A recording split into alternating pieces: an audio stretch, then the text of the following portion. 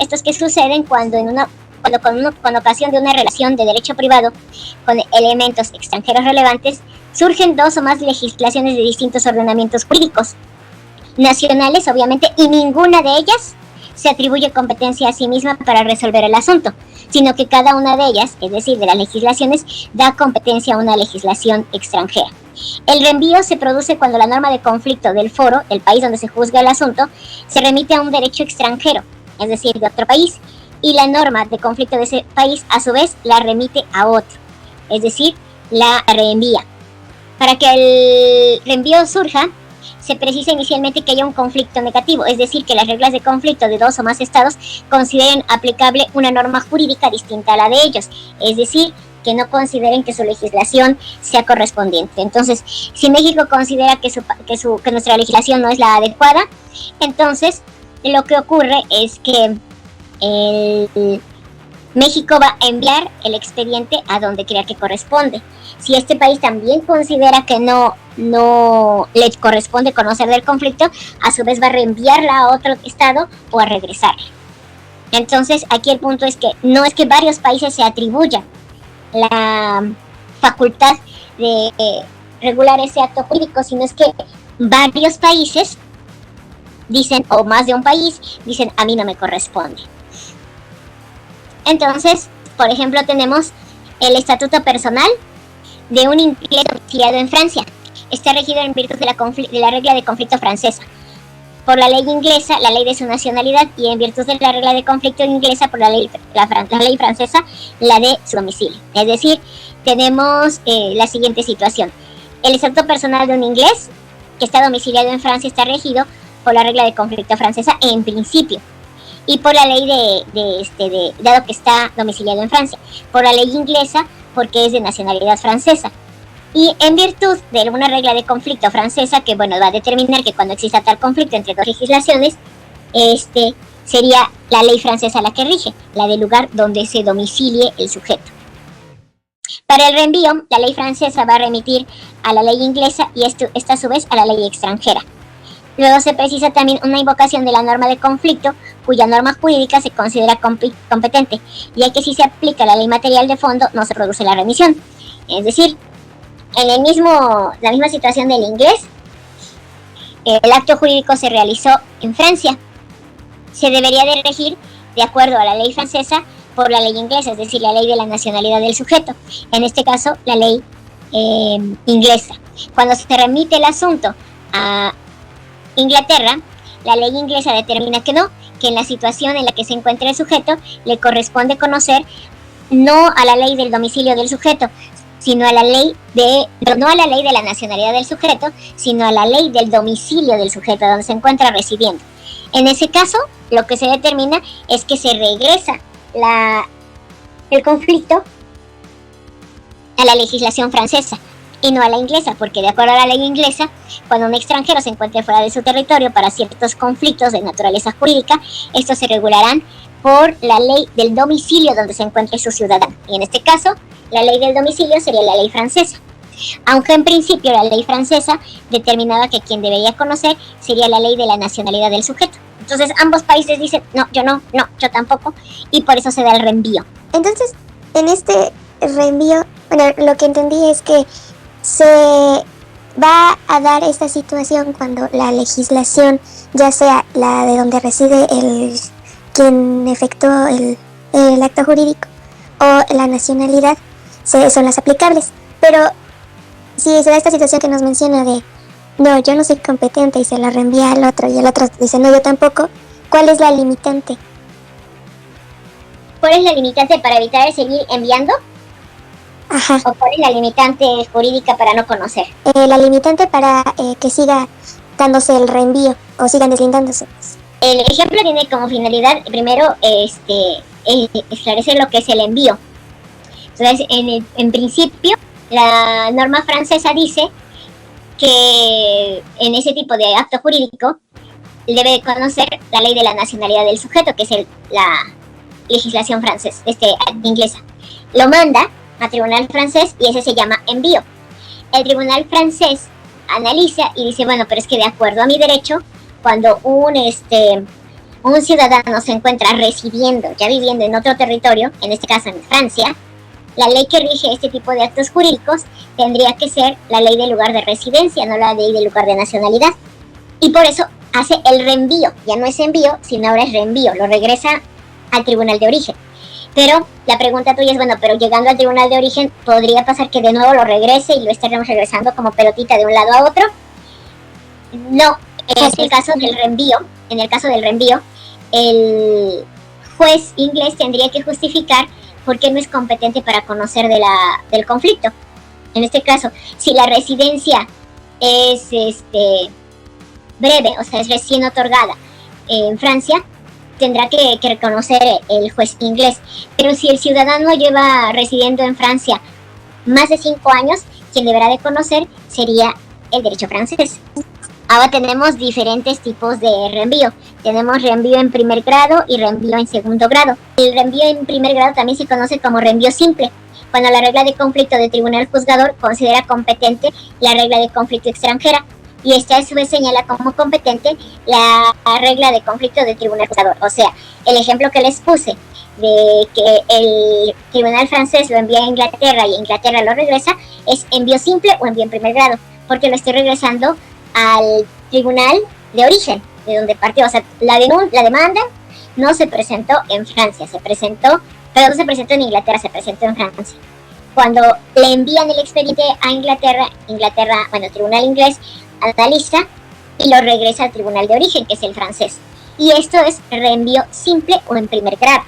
Tenemos reenvío en segundo grado o reenvío ulterior. En este caso, la norma del conflicto del segundo país remite no a la ley del juez que conoce del asunto, sino a la ley de un tercer país. Por ejemplo, cambiamos los países. Vamos a suponer que es México y Francia. Entonces México dice que conozca Francia.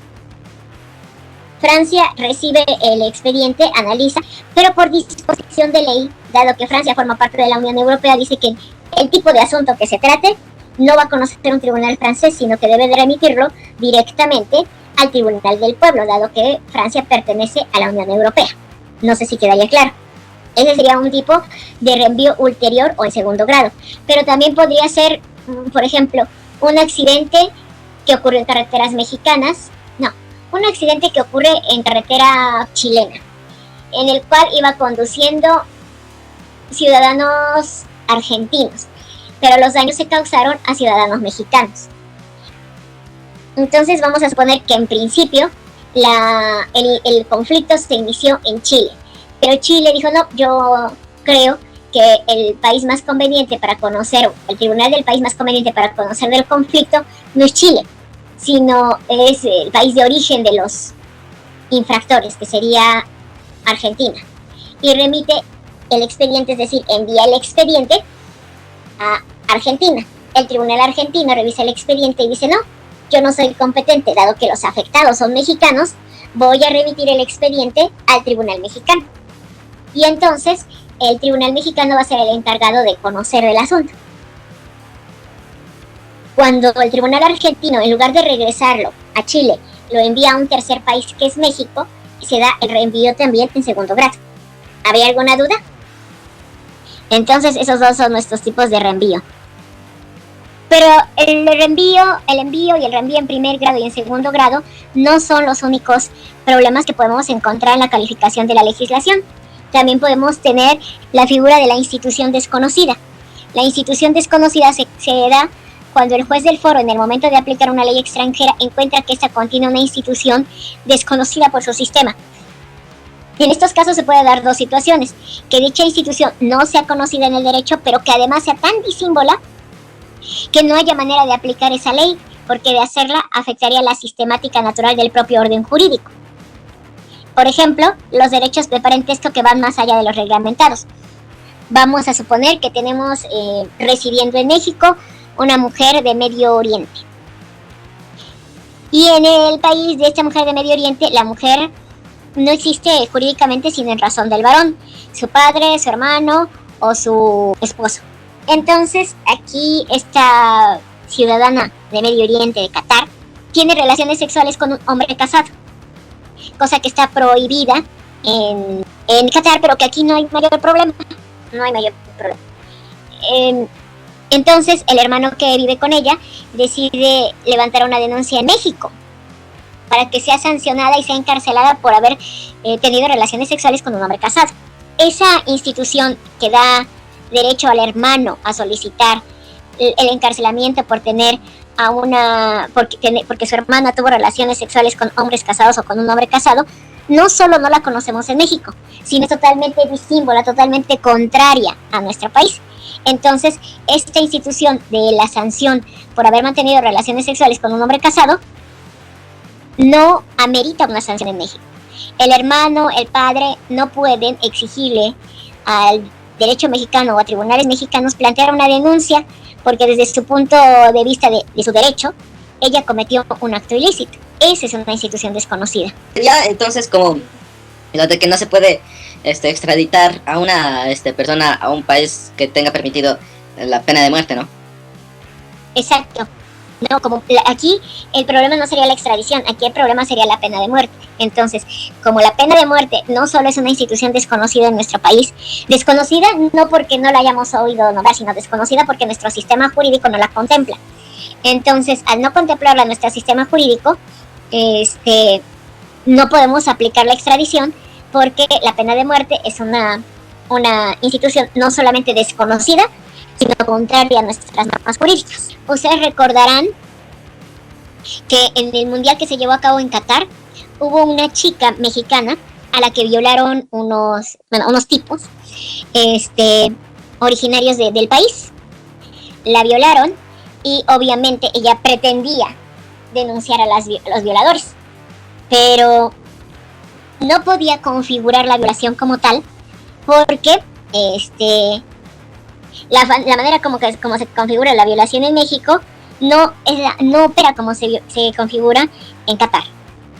Pero no solamente fue eso, entonces ahí fue una institución desconocida para Qatar. No para México, pero para Qatar sí.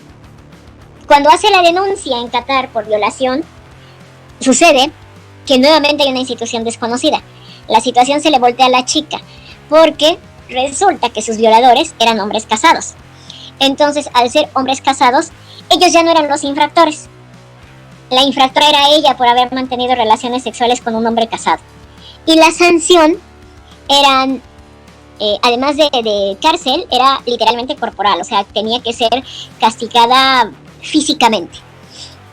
Entonces, el gobierno mexicano trataba de rescatar a la chica, porque ese delito o esa situación jurídica que en Qatar es de que si mantienes relaciones sexuales con un hombre casado es prácticamente un delito, para México no solamente es una institución desconocida, sino además disímbola.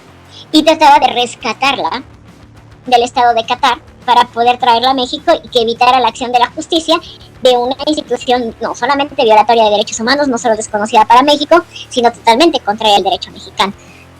No la pudieron sacar legalmente, tuvieron que, digamos, sacarla no de manera ilegal, pero algo muy parecido a lo ilegal. O sea, prácticamente tuvo que evadir un poco las autoridades migratorias para poder salir del país y evitar la sanción, porque por las vías diplomáticas Qatar no estaba dispuesto, las autoridades de Qatar no estaban dispuestas a no sancionar a la mexicana. Que nada les importó la violación de la chica, lo importante es que ella había tenido relaciones sexuales con estos hombres casados.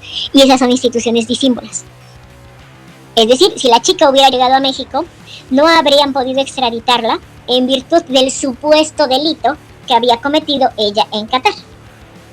No sé si quedaría claro con este ejemplo la persona que me preguntó. Entonces ya tenemos reenvío en primer grado y segundo grado e institución desconocida. Esos son dos de los problemas. Ahora tenemos otra situación que es la institución comparable. También puede ser que las instituciones no se encuentren previstas en el orden jurídico nacional, pero hay ciertos elementos que asemejan esa institución externa con una institución nacional. Estos elementos que se asemejan a instituciones establecidas por la extranjera hacen susceptible que se pueda aplicar. Por ejemplo, la institución del trust en el derecho anglosajón. El trust nosotros no lo conocemos, pero es parecido, pero no idéntico al fideicomiso.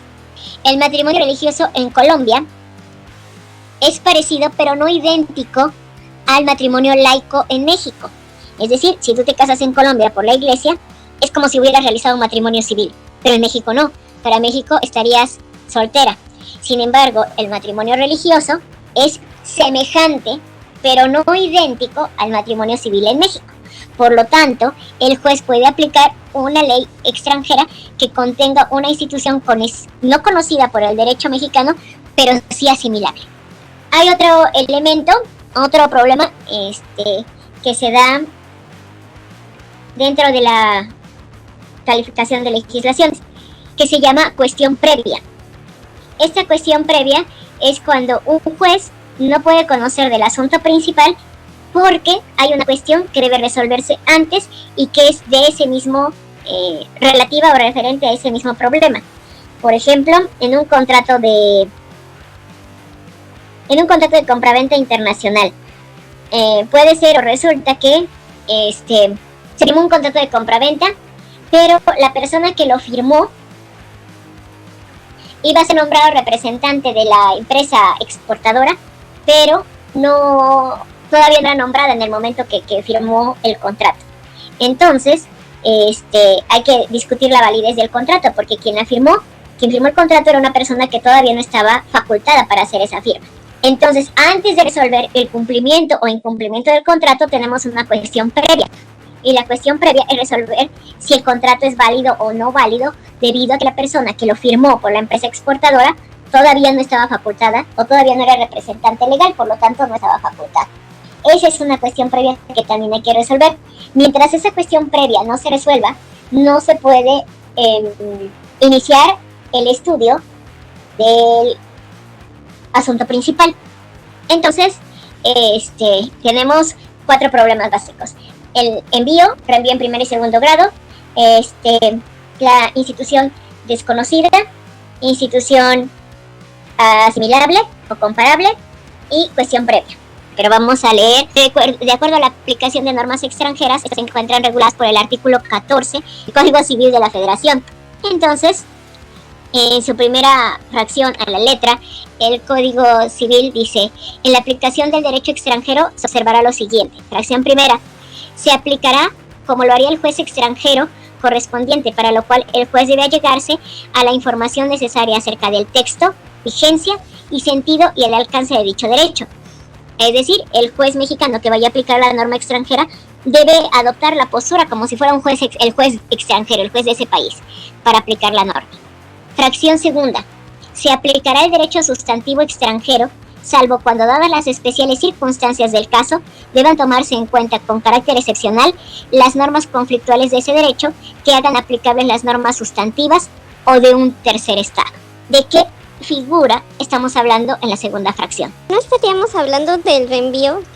Fracción tercera: no será impedimento para la aplicación del derecho extranjero que el derecho mexicano no prevea instituciones o procedimientos esenciales a la institución extranjera aplicable si existen instituciones o procedimientos análogos. ¿De qué figura estamos hablando? Sí, abogada, sería la institución comparable. Exactamente. Continuando con el artículo, en la fracción cuarta, nos dicen las cuestiones previas o preliminares o incidentales que puedan surgir con motivo de una cuestión principal no deberán resolverse necesariamente de acuerdo con el derecho que regule esta última. ¿De qué figura estaríamos hablando? ¿Sería la institución de cuestión previa? Ajá, el punto sería la cuestión previa, porque prácticamente le está dando la respuesta a la misma fracción. Dice: las cuestiones previas o preliminares o incidentales que puedan surgir con motivo de una cuestión principal no deberán resolverse necesariamente de acuerdo con el derecho que regule esta última. Fracción quinta: de acuerdo con los diversos aspectos de una misma relación jurídica estén regulados por diversos derechos, estos serán aplicados armónicamente, procurando realizar las finalidades perseguidas por cada uno de tales derechos. Las dificultades causadas por la aplicación simultánea de tales derechos se resolverán tomando en cuenta las exigencias de la equidad en el caso concreto. ¿De qué estaríamos hablando? El método comparativo. Ajá. Es comparado, pero sí. Lo último no nos afecta porque dice: lo dispuesto en el presente artículo se observará cuando resultare aplicable el derecho de otra entidad de la Federación, pero eso no va con lo que estamos hablando. El último punto dice, el juez deberá no solo aplicar de oficio el derecho extranjero, sino además deberá de hacerlo de la manera similar como lo haría el juez extranjero, lo cual da un amplio alcance a la función interpretativa que debe desempeñar el juez mexicano. ¿Habría alguna duda hasta acá?